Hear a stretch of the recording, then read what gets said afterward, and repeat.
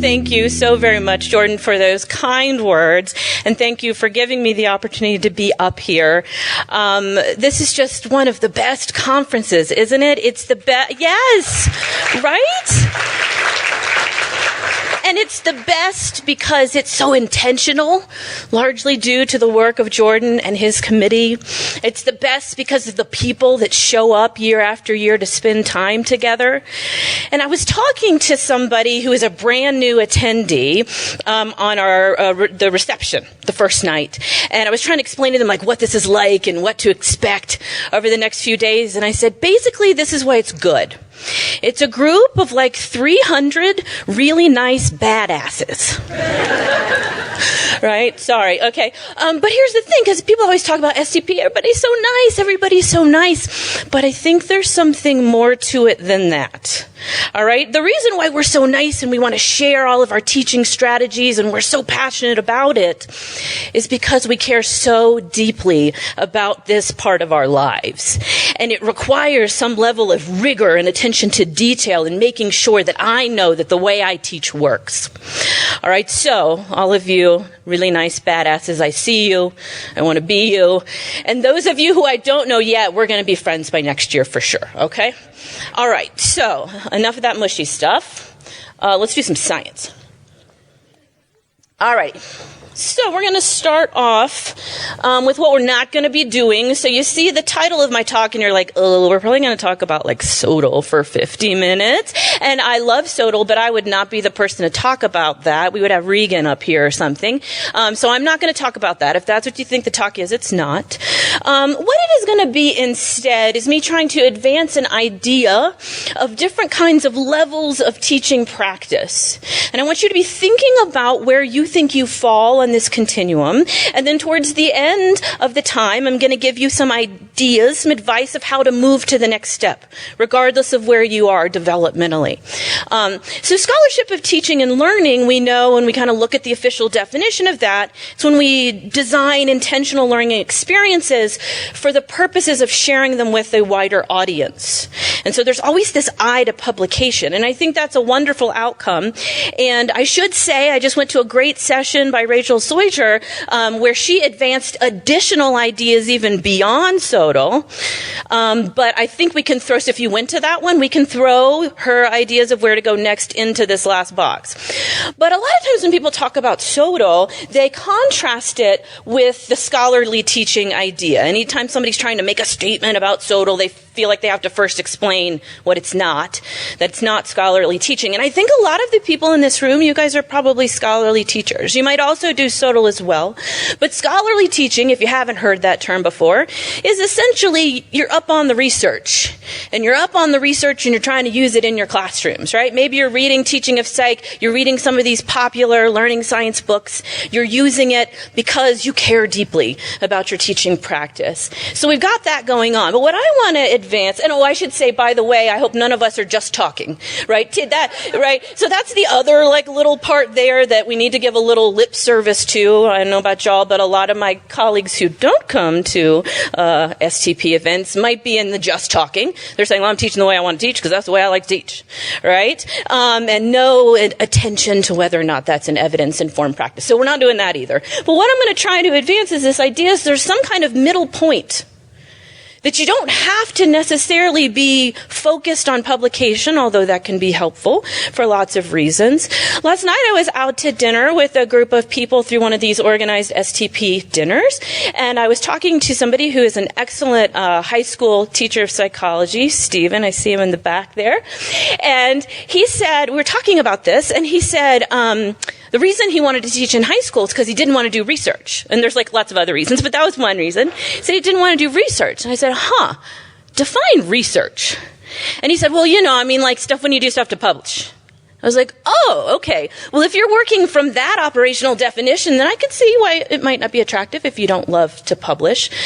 But I think there's another definition of research, or another definition of this idea of teaching like a scientist that could be a nice in-between stop, possibly on the way to publishing SOTL, or not, maybe staying there. So that's kind of what I'm going to advance the argument and talk about how I think these things relate. So in order, and the other thing I'm going to try to do probably is to kind of give you a schema for thinking about how you make teaching decisions, and to think about what your current schema is and whether or not that's the best one, the best heuristics to be using. I'm also not going to tell you how to teach like a scientist, this idea that I'm advancing here, but I'm hoping you're going to have a lot of questions, either to share directly after this or, into the future. So let's jump in. I want to show you what I do on the first day of classes. Pretty much in all of my classes, I do some variation of this activity, but I specifically showing you from an EdSci class. So most of the people in this class are going to become teachers, K through 12 teachers, and it's a service learning class where they do some tutoring. So I tell them, first day of class, we're doing a quick write. I say, suppose you're told that the goal for your first tutoring session is to teach a first grader some words. Here are the words. So you look at these words, and you all are like, oh, okay, clearly, we've got this phonetic thing going on, ST, right? So we're probably going to teach something like that. Sure. And I just ask them to kind of write down quickly, how'd you do it? And then we discuss all their methods, right? And so some people are having a very, phonics-based approach, which actually be the right approach, by the way, but I don't care what they write. Some of them have some really great learning styles approaches, right? Those are real fun, where we're going to get up and we're going to dance out sure, that's great, whatever. Or they're going to do the flashcard approach, we're going to put a picture of a star on one side and the word star, and everybody's going to memorize whatever. So they write all these ideas. The reason I do this activity is not for what they say for bullet point number 1. It's for bullet point number 2, which is, how do you know that the message you're going to use with your first graders is a good method? Why is that a good teaching strategy? And then I have them go around and say why. Let's have a little audience participation here. What do you think they say? Somebody raise their hand and give me a possible thing. Yes, Molly. I chose my method because that's how I was taught. It worked for me. Any other ideas? Oh, goodness, someone will be running around. All right, get my steps in. The kids like it. Oh, yeah. So, they're going to love it. It's going to be fun, especially the learning styles ones. Right? Any other ideas? Well, I'll show you. Oh, we got one here. Yeah? It's fast. It's fast. Oh, so it's efficient. It's fast. It's going to work. Yeah, so I get variations on all this stuff. And here's a screenshot of my chalkboard. And we can basically, sorry, the angle's kind of funky. I'll read them to you. We can basically categorize everything they say into these 4 areas. Either it worked for me. This is how I learned how to read. I just don't know, which is a great answer. I love it when they say, I actually don't know if that would work. That's a great starting point.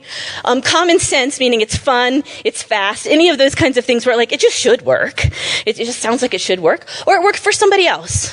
I saw somebody else teach this way. I've taught this course probably 35 times, and only once has somebody ever said something about data or evidence. Right? Only once. Because I think it's not in our nature to have to prove to ourselves that our teaching is good. We too frequently use these kinds of ideas. Okay, so let's take this idea and let's pretend that we're doing a quick write. Rapid fire course planning. Let's say your chair tells you, surprise, you're going to be starting a new prep next semester. Where are you going to start your planning process? All right, there's lots of possible things we might do. We might look at the table of contents from a textbook and say, well, there's about the same number of chapters as weeks. That's pretty convenient. All right, we might start there. A lot of us have started there before. We might look at our notes from grad school. Maybe we took this course before and we kind of liked it, and so we're going to go look and just kind of replicate that because we liked it. Maybe we're going to ask a colleague. Somebody else has taught it in our building. They could give us their materials. That sounds nice. Maybe we're going to Google it. I've certainly done that before, and hopefully you'll land on some STP pages in the process, right? That kind of thing. But it strikes me that we could map these exact things on to my students' answers, because worked for me is notes from grad school, right? I don't know is Google it. Common sense is table of contents from the textbook. Well, of course you start there, right? Or asking a colleague is work for somebody else. But where's the evidence that this actually might work? So I think that even though we giggle about the way my students respond to this task, I think we ourselves would respond to a similar task this way. So what I want to advance is a different way for thinking about this. What if we actually had a different starting point for our teaching than any of those? And we're going to do this with an analogy for research, because one thing everybody in this room knows really well is research methods, right? Either because you teach it, or because you got a graduate degree that required you to prove you had mastered it via a thesis or a dissertation. This room knows how to design research studies. So we're going to use that as an analogy and see what that might tell us about designing teaching. So let's pretend that you've got a student who's going to do like an independent study, a thesis, a dissertation, something with you. And they come to meet with you. Ooh, he looks kind of mean. Okay, yay, research. Okay, so hopefully you don't look like that when your students, the previous one. So student comes to meet with you. We're going to map out this independent study or whatever. And they're so pumped. They're so excited. They've got this amazing research idea. So you're excited too. Oh, great. What's the idea? They say, this is what we're going to do. We're going to show participants this video. And then we're going to ask them their emotions. And you're like, oh, right? Have you ever had that meeting where somebody comes in and like has an idea and you're like, this is never going to work? Let's pause that because that's distracting. Okay. But right, so they come in with an idea and then you have to have the whole explanation about like how science works, and we need to kind of pick up where somebody else left off, and that's not going to contribute to the knowledge base and yada, yada, yada, right? And so we kind of steer them to a better direction. We say, you don't start with your materials when you design a study. That is not the most important. You don't find a cool video and then design a research question around it. That's not how it works.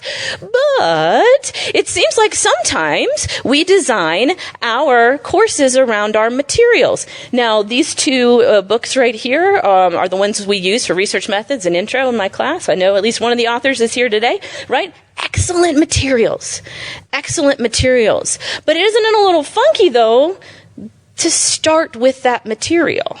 We certainly wouldn't do that in a research study, I'm at least saying. We certainly wouldn't do it there. All right, so let's say the student comes up with a better idea, and we get to the point of submitting to the IRB. We have to do that. We value doing that in the creation of science. We think it's important to demonstrate that our studies are ethically defensible. And we do that. But do we do that in teaching?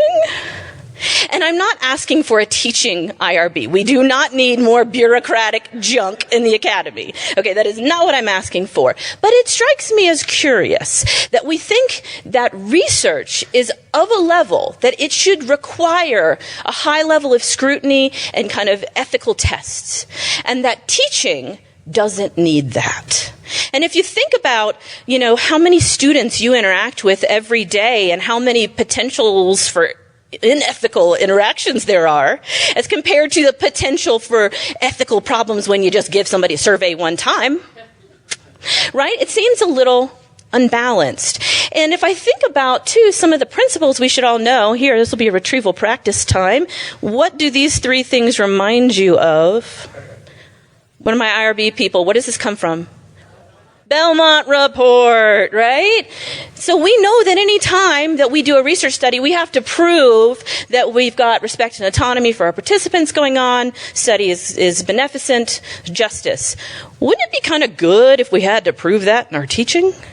Right? Do we properly respect the autonomy, the choices, the decision-making for our students, or do we impose things on them that would never get past an IRB?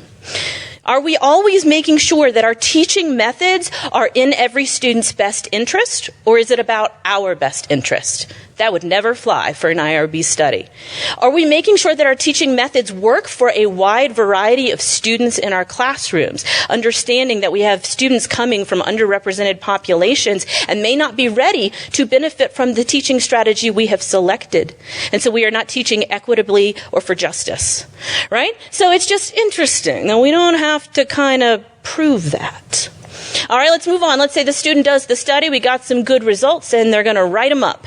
And as they're writing them up, whether or not it's traditional, basic research, or you're doing something clinical applied, one thing you're going to make sure that your students are doing is being humble about their stats. And that humility is going to show up in the form of like confidence intervals, effect sizes, power calculations. You would never let a student just make a really like hard-hitting conclusion on the basis of a single number. We don't do that in research, and we respect not doing that. So then why, when we grade, right, do we do things where we're like, oh no, I'm not rounding up. Or your grade stands. Like whatever it is, that's your grade. And it strikes me as like, that's kind of funny, because are you so confident in your grading that it is without error? Wow, that's kind of interesting if that's true, right? Shouldn't we all have like standard error of measurement in our grading? I mean, because truly, like, especially if you're grading something that has any subjectivity at all, and what if you happen to, like, look up at the TV and you saw something really annoying about the current political figures, and then you looked back down and you kept grading? You might have accidentally gave them one less point than they earned. Right? And so it's just interesting to me that we act as if our teaching assessments are beyond error. They're infallible. That would never fly in a paper. In a manuscript, right? All right, let's say that we get to the point of the manuscript. The student writes it up because there's compelling findings, and we're going to submit it to a journal. And it's very exciting, and we send it off, and reviewer 2, right? And in fact, interesting thing, I'm sure that some of you have your reviewer 2s in this room right now. And some of you have been the reviewer too for some of your friends in this room right now. Fine, right? But let's say you get the feedback and it's something wordy and statsy like this that's about you're violating assumptions of regression and blah, blah, blah, right? And you look at it and you go, they're right. You know, have you ever gotten that feedback where it's real cutting and biting and you're mad about it, but you're like, but they're right. You know, and we don't get too mad about it. I mean, you know, we vent, we go have a beer, and we complain about reviewer 2 on Twitter. But after that, we're like, you know, they're right. They're right. I need to like collect more data or something like that. And we willfully submit ourselves to this peer review process for our scholarship. And not only do we willingly submit ourselves to it, we value it. We think this is the way to produce high quality work. So why is it then when we have to do a peer review of teaching in our departments, we're like, you know, this is just a screenshot of our form. I don't intend for you to be able to see it. But everybody in my department hates doing peer reviews, and they think they're really subjective and a waste of time, and there's some validity to the current thing. So we formed a committee, because of course we did. And so we formed a committee, right, to scrutinize the peer review process. And so it's me and then some people with like a cognitive background, but not a cognitive like learning science background, right? And then somebody who had been like a really good teacher. Like those are the people who were picked for the ad hoc committee. It's fine. All right, so we're talking about it, and one guy says, I'm just really hesitant about giving peer review feedback. And I said, why are you really hesitant? And he goes, well, what if that were to, what if I were to say something that's actually critical, and then it follows that person onto their annual review, and then it affects their P&T stuff? And I'm like, so what if somebody had crappy research? Would you be hesitant to critique their impact factors? Would you be hesitant to critique their reach? And they go, oh no, of course not. I would absolutely just say. And I said, well, why are we treating teaching with these kind of kid gloves? Why is it that it's on a pedestal and it doesn't get to have criticism? They say, I know, but it's like so much about style, and some people have different styles. And I said, well, some styles are not evidence-based. And they were like, what? I said, yeah, there's a whole field that's trying to figure out which styles, and it's plural, work, and which styles don't. And they went, and then I kind of gave them the example. I said, can you imagine if you got feedback from an editor and you were like, oh yeah, I'm not going to do this because, it's just a matter of style. the way I've analyzed this data, right? So I'm not gonna take your stuff into account. Or if you were to say something like, yeah, it is true, there's like a lot of confounds in my work, but I mean, we're gonna blame it on the confounds, which is what we do when we blame it on the students, right? It's so really weird that like that set of behaviors is okay for teaching, but we would never let that be okay in research. All right, so I'm wondering, when we are teaching in a way where we don't design things carefully and we do any of those kind of silly behaviors I just talked about, are we actually living out our scientific values? One thing that we love to do as psychologists is remind people that we are scientists. Right? Yeah. We were so excited in my department when there was like a STEM social and we got an invite. Right? It was like, that's right. We were like, yes, psychology is a science. And we tell people constantly, but then I just think about the dissonance of like, if we're so sciencey, why don't we put it over in the teaching stuff too? I don't know. Right? Here's another fun little cartoon. You may not be able to see it in the back, but basically it's the Power Rangers who are all putting their hands in, and the Power Rangers are mathematics, physics, chemistry, biology, informatics, and then psychology is the purple Teletubby. Right? And they're like, wah, wah. And so we hate that. It happens all the time, and we're like, ugh. We're scientists. We're so sure of it. That we start basically every psych class with some version of this on a slide. Right? We have to remind people, remember, this is what science means. It's not about lab coats and milliliters of oxygen or whatever. It's about, can you measure oxygen with milliliter? I don't think you can. Okay. But anyway, you know what I mean, right? And so we always show people this. And here's a real funny thing. I went back and looked at my notes from undergrad. And I actually found my notes from my intro psych class. And on the first page, you can't maybe really see it. Here's a screenshot, but it says Science and Psychology, Day 1. And it goes through what makes a science and what doesn't. And this was a class I took with Mark Leary. Those of you who know anything about him, he was a student at Baumeister. He's at Duke for a while, just retired. He, by the way, is the person who told me to not be pre-med and be a psychologist. So thanks, Mark. So I took this class over 20 years ago, and we've been doing it. We've been doing it this whole time. We are so proud of science, but we don't necessarily leave science. So I'm asking you, why do we leave our scientific values and our training at the classroom door, and what would it look like if we didn't do that? What would it look like to design just our teaching? And whether or not we're going to publish it for social reasons, doesn't matter. But if we were to just design our teaching with the same care that we design our research studies. All right, time out. You might be thinking, okay, just because we can do it doesn't mean we should do that, right? This could just be an intellectual exercise. But I don't think it's just an intellectual exercise. I think the reason we should do it, why we might want to teach more like the scientists that we claim that we are, is because of these guys. Well, maybe not these guys. These are App State students. You might not personally care at all about App State students, but your version, right? And maybe not these exact students, because there's probably a lot of bad life choices happening in this picture, right? So maybe these students, the ones who are changing the world, sustainability, justice, equity, all those good things, right? Yeah. Okay, so maybe for these people, because I don't know about you guys, but the reason that I am personally obsessed with teaching is because I want them to have amazing experiences. I've loved learning since I was a child, and I want them to love it the way I do. I want every person to love learning the way I do. That's the whole reason I do all this. Look, y'all, I'm tearing up, right? It's for that reason. And so if I care about it that much, shouldn't I bring to bear my full measure on this? Like, shouldn't I whip out all the big guns and all my tools to make sure that my teaching works and works for all of those people? Right? Okay, now if you're not touchy-feely and you're like that, and do it for me, right? Maybe the reason you're really super into teaching is because you think your content area has something valuable to offer the world. And you're thinking that if more people just understood this content or these skills that could be taught, then the world would be a better place. So either you love the students or you love psychology. Either way, wouldn't you want to bring your best to it? Why would we kind of half-butt it, right? All right. So what would it look like to design our teaching with the same care that we use to design a research study? All right, so quiz time. Hopefully you'll be able to see this. It might be easiest for the people in the front. What is this? Baird regression. Are we on board with regression?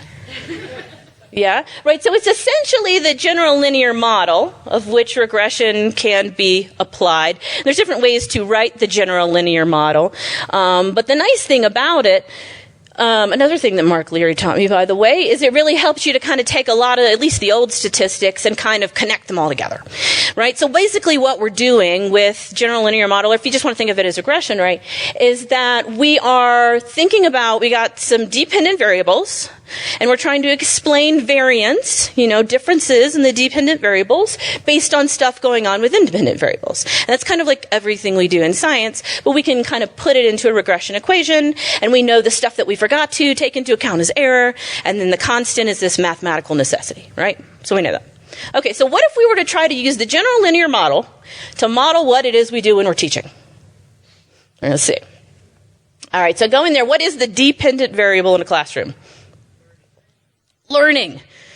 Right, but if you tried to actually operationalize in a study, I'm going to study learning, right, that wouldn't fly. And in fact, that answer would be marked wrong on a research methods test because it is not sufficiently operationalized. It is not measurable, right? But you know what I mean, right? So the general idea, dependent variable, is some well-operationalized measure of learning, okay? What's the independent variable? Teaching. The different choices that we make. Because teaching, what is that if not an intervention? It's an intervention we're going to try over a time period, and we're going to see what happens to the dependent variables. All right, those are pretty straightforward. Let's get a little more like deep cuts here. What's the error? Okay, so I hear the students. It's a little cynical. All right. Right, it's time of day, students. So it's basically anything you didn't take into account or anything that could affect how well your IV works, right? There's all these kind of contextual variables that might moderate the efficacy of your intervention, right? That's basically the error. Okay? What's the constant?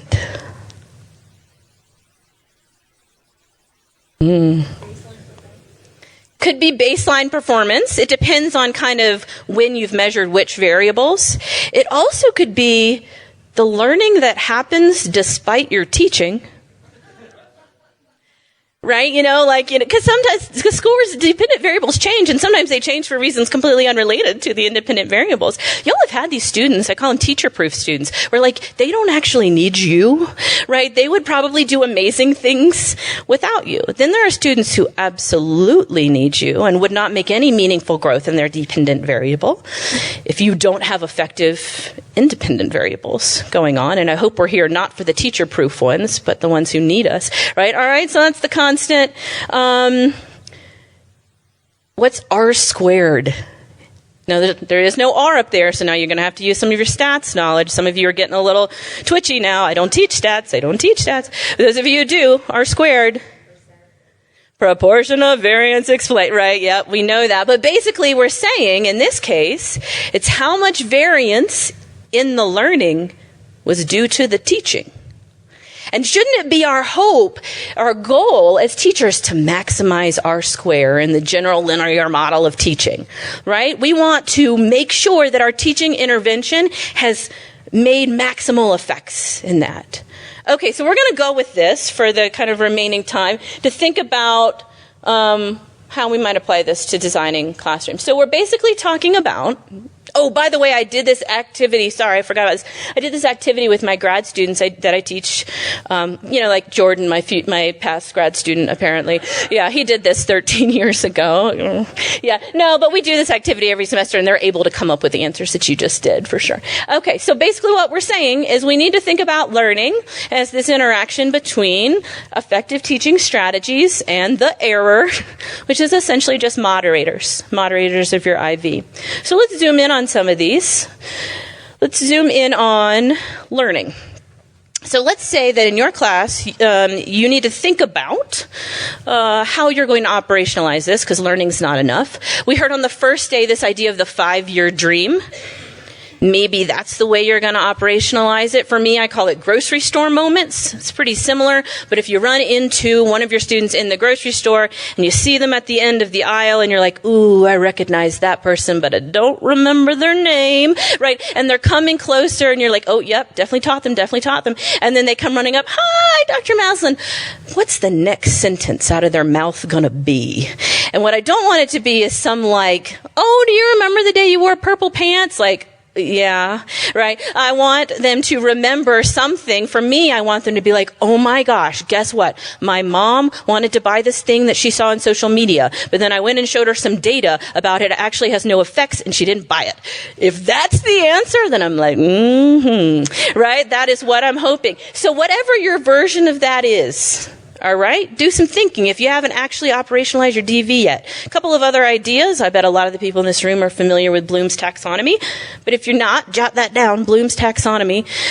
Because basically the idea is the higher up the taxonomy you go in terms of the complexity of learning goals, the more likely it is that students will have long-term retrieval.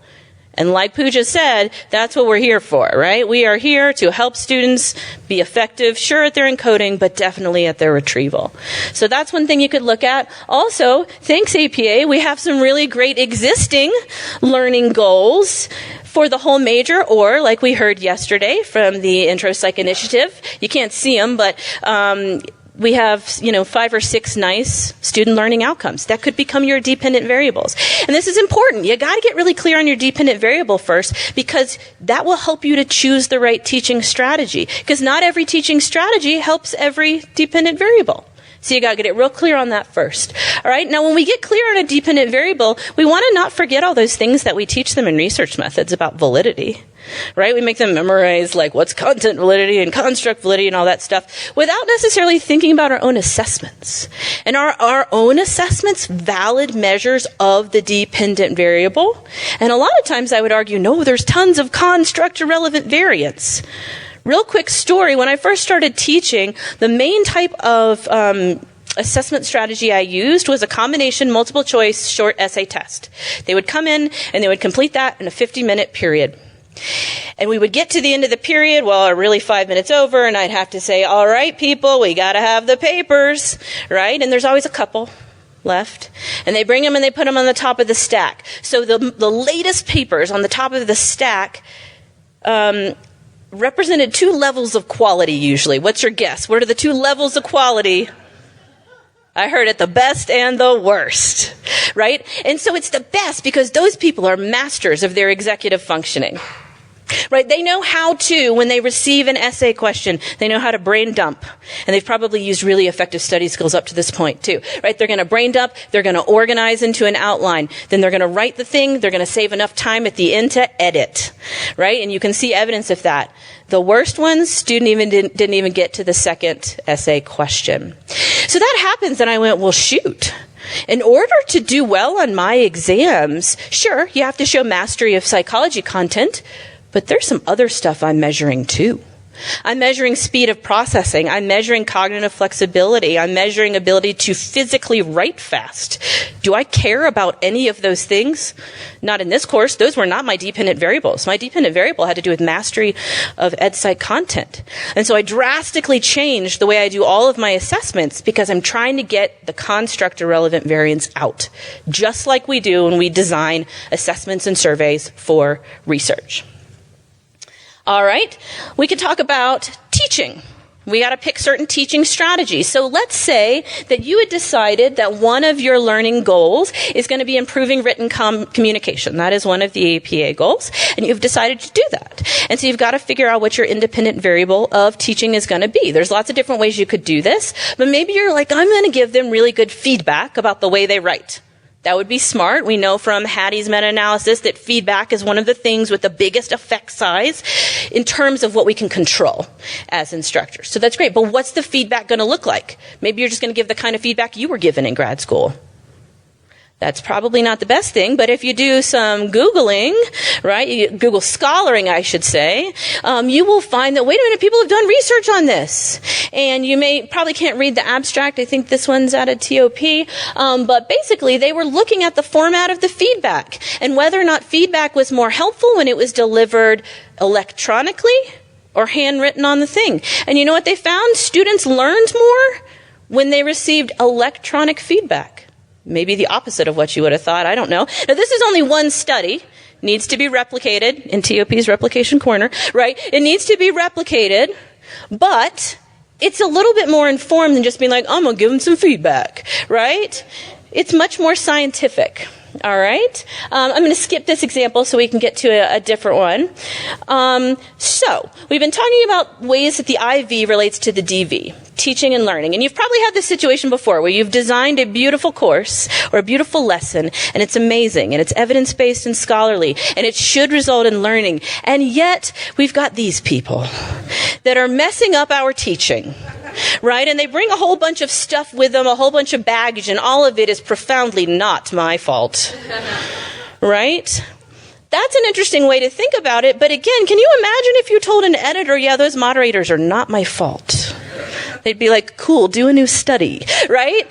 So that doesn't fly when we're writing papers. Why does it fly for us to just blame the students when we're teaching? What we really should be doing is taking that box of not my fault and explicitly modeling it. We have to model the moderators. And maybe you can do that literally at a mathematical level if you know those stats, or you can just do it conceptually. So what might the relevant student, structural, instructor variables be in place that are affecting how good this supposed evidence-informed teaching strategy is? So there's lots of things that might be going on. So let's say that... go forward. Let's say that you're interested in using quizzing. Quizzing is a well-demonstrated, effect based on retrieval practice. But what these people did is they wanted to see if it mattered whether or not you were using quizzing in a course that was focused on content or skills. That's a moderator. And interestingly, they found that it works better in a content focus course than a skills focus course. That's an important moderator to know. That is a piece of implementation science type stuff like Rachel was speaking about earlier that we need to know. We need to explicitly know that. Move forward. Right? And so that would be an example of a structural moderator. We might have student moderators. Here's another thing with quizzing, where they wanted to see, does it work equally for first-year students, sophomore students, compared to junior and senior students? That's an interesting question, and interestingly enough, it works better for the students who are earlier in their development. It works better for the freshmen and the sophomores than it does for the juniors and seniors. That is an important moderator that if you didn't know about that, you might not be designing the most effective teaching out there. Skip that guy. All right, so I'm trying to advance this idea of when you sit down to design your teaching, instead of starting with the materials, instead of just asking a friend, all of which are good sources, let's be a little more critical and really getting clear for ourselves. What's my DV? What's my IV? What are the relevant moderators? Am I attending to all of those properly? Am I designing a course that is likely to bring about the effects that I think it's going to bring about? So, to kind of sum up here, I had showed you this continuum at the beginning of the talk, and I was trying to make this idea of that I think we've got this intermediate stop between just doing some kind of evidence-informed stuff all the way to the other end of actually publishing. And for me, teaching like a scientist would be explicitly thinking about all of the variables that are going on. Now, all of you can probably do a little self-assessment right now, like, where am I? Am I just talking? No shame, it's okay, right? But maybe I'll give you an idea to move to scholarly teaching. Or maybe you're at scholarly teaching so you can make the next move up to teach like a scientist. So let's look at what you might do to move towards scholarly teaching. If you're not there yet, you're just doing stuff that you've heard or based on things that you experienced. All right? Back up. All right, so one really accessible place to start would be reading popular trade books on this topic. Now, not all of the stuff that is in there would meet, real rigorous standards of science. fine, but we're just at scholarly teaching level. You're just starting to get some ideas of things that are at least evidence informed, right? So these are a couple of books if you haven't heard about them. The first three I'd say are more popular press books, but then the Evidence-Based Guide to College and University Teaching is authored by 3 STP people. Aaron Richmond, I know, Guy Boyson, and Regan Garung, right? It comes from us. It's from our, oh, hey, Aaron, he's back there, shout out. Yeah, all right. So that's a good place to start. All right, maybe you've already read those, so you're ready for something more. Make sure you are reading the stuff that comes out in our journals, right? We've got 3 good ones: Teaching of Psych, Scholarship of Teaching and Learning in Psychology, and Platt, Psychology, Learning, and Teaching. Maybe start getting in a habit of reading them. I actually, during my lunch break, I read articles, and I just set that as a habit to just kind of be in the scholarly teaching mindset. So maybe you can set that habit for yourself. Okay, if you want to move from scholarly teaching, because I bet most of you are already at least at the scholarly teaching level, you're at a teaching conference, right? So if we want to move into the teach like a scientist vein, the next thing that I would recommend is when you are going home on your airplane, maybe you get out a piece of paper and sketch this out and try to fill it out. Do you actually know what your DVs are? Do you actually know what your IVs are? What are the relevant variables? Do you know enough about your students to know whether or not your strategy is supposed to work for a first-gen student, a student from a historically underrepresented pop, well, whatever it is? Do you know that? And if not, you might have some work to do, right? So just start there. Then, of course, I'm going to bring these up again. But now, maybe what you're going to do with these, and I don't get paid by any of these or anything like that, right? But maybe what you're going to do is you're going to look at a study and say, I wonder if I could just kind of try that in my class. I'm just going to kind of replicate the idea that they did. Again, not necessarily for publication yet. I'm just going to try what they did. Or I see, oh, here's a cool survey that they're using. I'm just going to try that in my class. So maybe you try to kind of do small-scale replications to get your feet wet of kind of contributing to the science. Another great place to look is the APA assessment, project assessment website, pass.apa.org. It is behind a wall, but not because you have to pay money, just because they want to know who's using their stuff, because they are scientists who created this, right? But basically what it is, it's a bunch of things you could use in your class to assess things like critical thinking, right? Or ideas for pre and post test of learning. All those kinds of things, just little ideas of things you could add in to convince yourself that you are doing a good job teaching, which to me is really what we're doing at the Teach Like a Scientist level. We are convincing ourselves as scientists that we are being effective. Another place you could look is one of our STP ebooks, and it's compendium scales for use in the scholarship of teaching and learning. There's a whole bunch of references in there of just tons of scales that are in different chapters based on the thing you might want to measure. That's a great resource. It's totally free on our teachpsych.org website. That would move you in the next step for Teach Like a Scientist. Another thing you might want to start doing is actually trying some quasi-experimental or experimental stuff in your class. Again, it doesn't have to be for anybody other than you, just to prove to you that something you think works does work. And so this is an example of something I did in one of my classes where I just used my learning management system. We have Moodle to create random groups. And then I had different groups participate in different activities on their phones in class. This was IRB approved, of course, who we would want to kind of go to that level. And then I even counterbalanced it and then flip-flopped the groups. And the reason I did this whole thing wasn't even because I was like, ooh, I want to get a publication. I wanted to prove to myself that using exam wrappers, which is something that people talk about in fostering metacognition, works.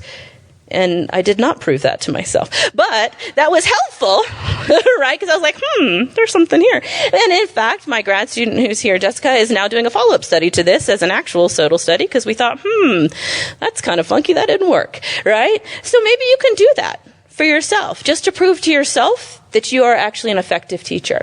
All right, maybe you're already at the Teach Like a Scientist level and you're ready to level up. You're ready to start doing some scholarship teaching and learning stuff, trying to get the word out. So again, of course, we're going to throw up the, well, first of all, we said then just go present it as a poster.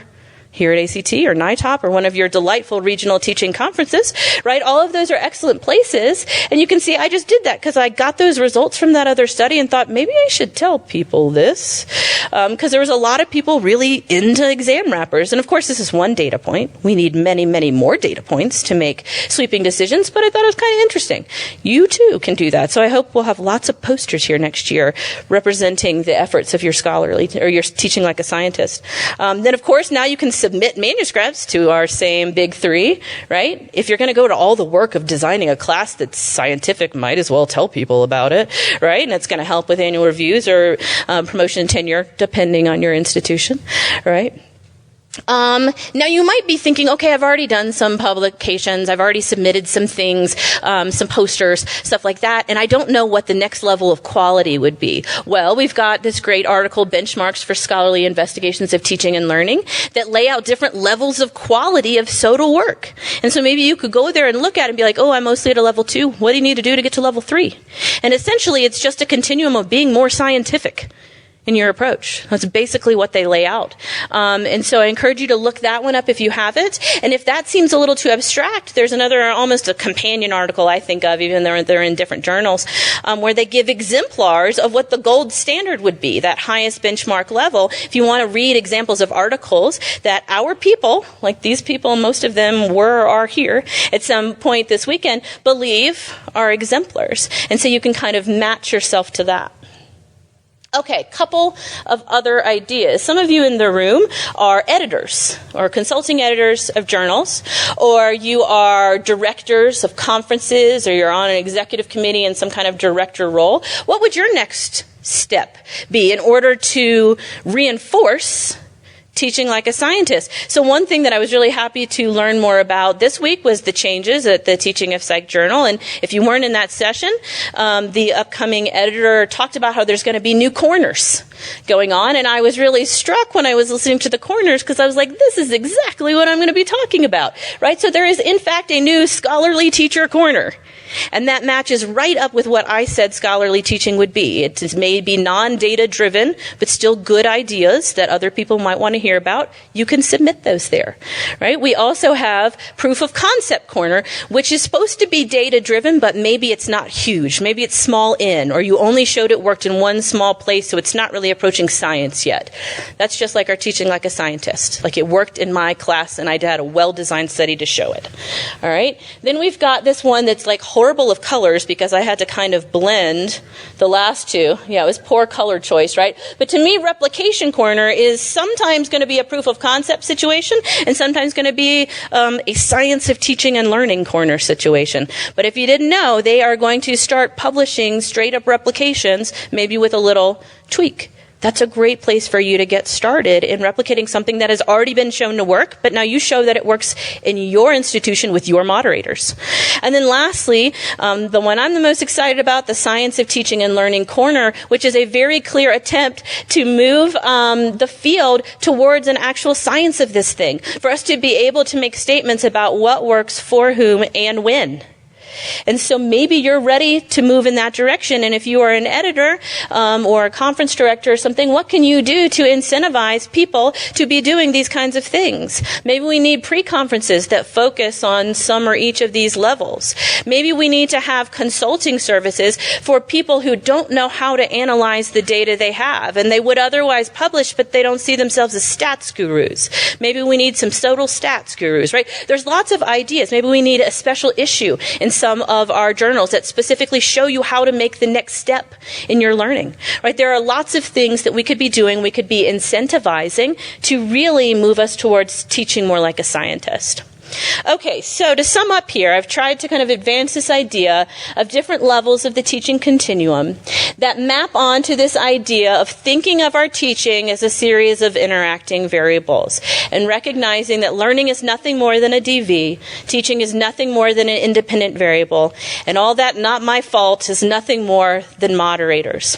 So I want to conclude with this idea that we heard in the first opening keynote from someone who was reflecting, Vivian was reflecting on her mentor, Mitch Handelsman, and she had said that he told her, that every interaction with a student has the potential to be life-altering, right? We remember this from a few days ago. But the weird thing is you don't know which moment is the life-altering moment, right? So it behooves you to teach as if every moment is the life-altering moment. And the thing I would add to that is that if any moment can be the life-altering moment, then you should be designing your classes with your full scientific toolbox in mind to make sure that the moment is the best darn moment that it can be. Alrighty, so what questions do you have for me? Oh.